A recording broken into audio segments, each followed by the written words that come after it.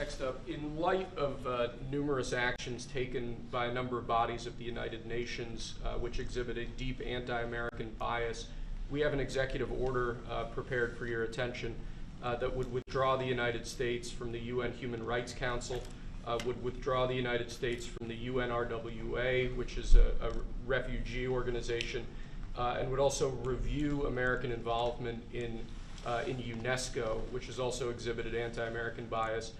More generally, the executive order calls for a review of American involvement and funding in the UN in light of the wild disparities in levels of funding among different countries that, as you've explained. So I've always felt that the UN has tremendous potential.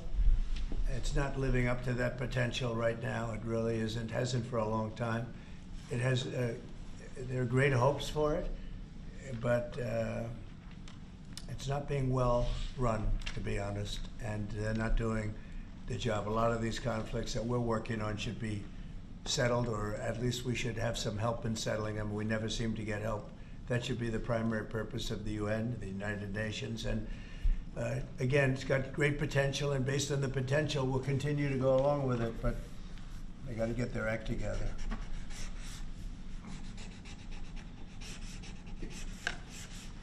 What would they need to do, sir, to get their act together? Well, they got to be fair to countries that deserve fairness. They have some countries, as you know, that are outliers, that are very bad, and they're being almost preferred as countries to those that do their job and are doing a good job. And they have to really, they're going to end up losing, a lot of countries are going to end up losing their credibility like other organizations, and then they're going to be nothing. The potential of the United Nations, and not everybody agrees with me on this, the potential of the United Nations is fantastic if properly run. So we'll see what happens. How much money are you willing to take away from them?